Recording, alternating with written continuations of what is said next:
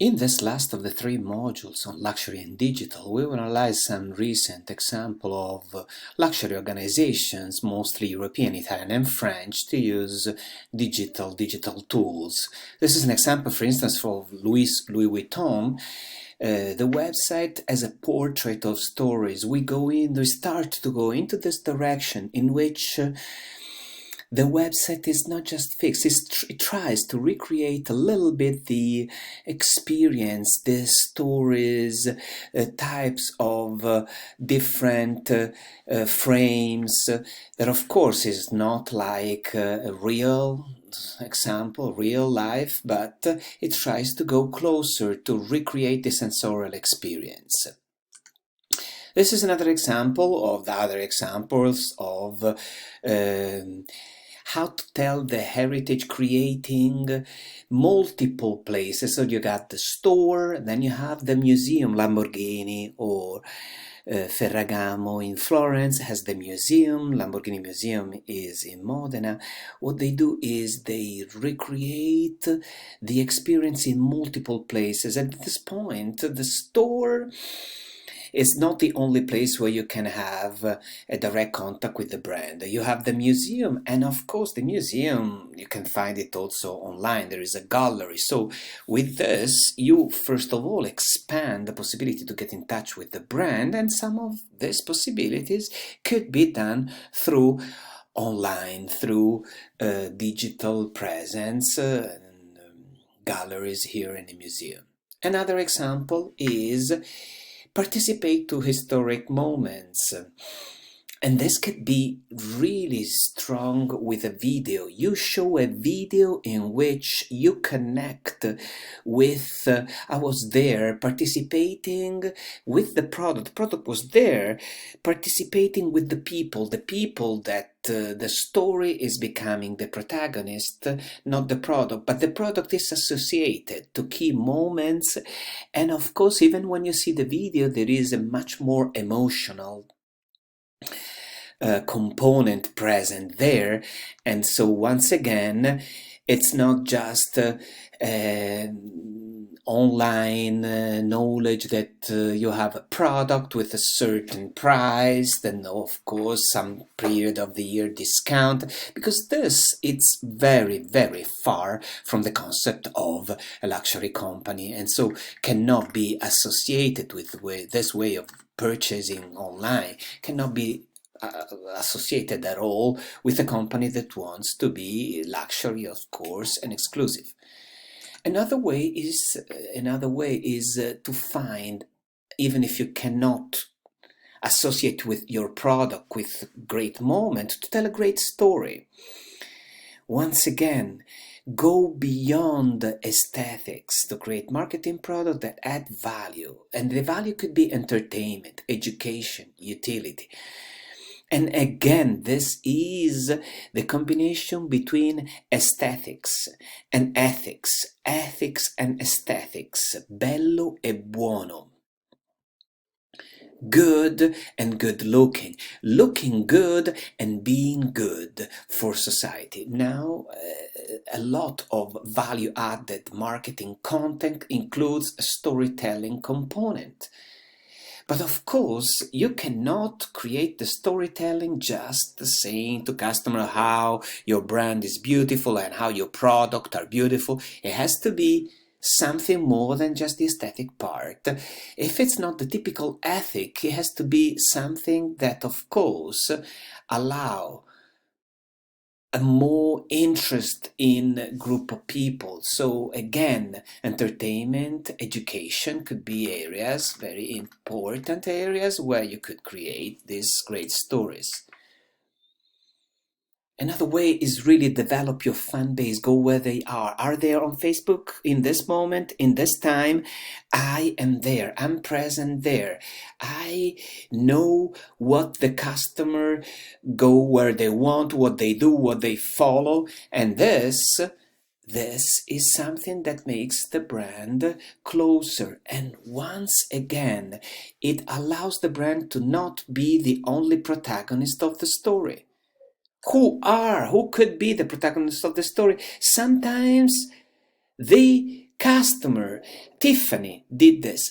How can I engage with fans? Tiffany selected photos and stories regarding love and asked fans to like the best one. So the fan became protagonists of the stories, and they also became to judge themselves. So the company was set aside, that was the organizer of all this movement, of all this community moving. Again, the company not as just provider of beautiful luxury products, but also organizing a community.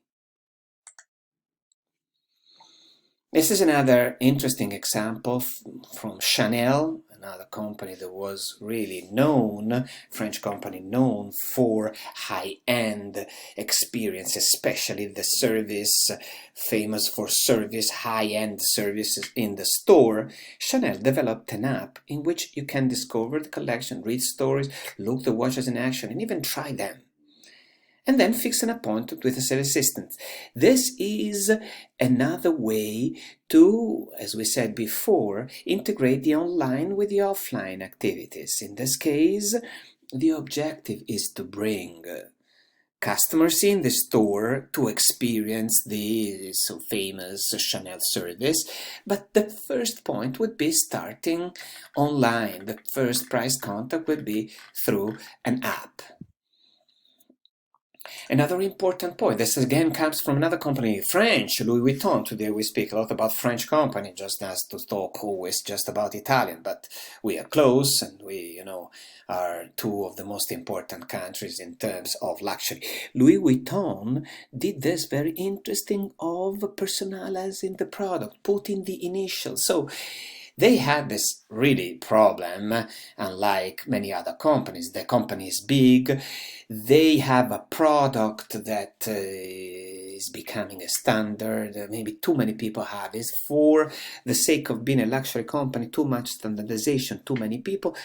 How can I do something that goes in the opposite direction? I can put my initials in the bag. So even a very standardized bag with my initial becomes a little bit personalized. This is another example of another company, Jewelry De Beers, that is allowing people to try them on, and again to play with video and picture is there almost alive. Again, how can I let you discover my products? At least the first point could be done online. But of course, one is very important, that you should be considered a trusted guide to lifestyle enhancement. So basically, you have to give people interesting nuggets of widely popular event and lesser known niche materials. Create unique content that grabs the audience attention. It's not so easy because there are so many lifestyle information online. And of course, finding the right partner is a good strategy to build insurance quality.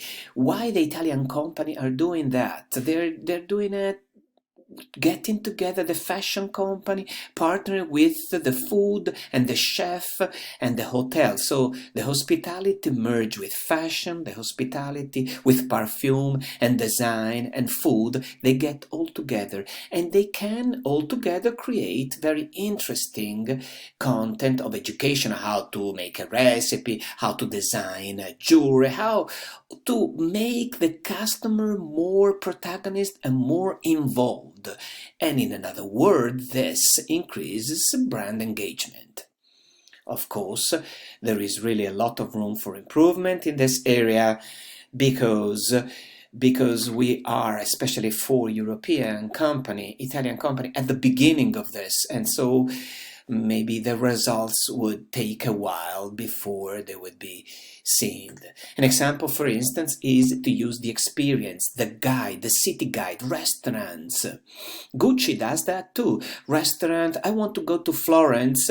Well, my experience is complete if, yes, I go to the Gucci stores, but also to the Gucci Museum, that now is called Gucci Garden, and to the restaurants that are there. Everything connected. Gucci, what Louis Vuitton Gucci, what they do is they try to organize the complete experience of this customer around. And of course, we said that they use more mobile. Everything has to go through the mobile. When I'm traveling, I have my mobile with me, and so I have a sort of Gucci Live, you know, uh, in the screen that tells me all these experiences, all this how to experience Florence related with Gucci in different manners.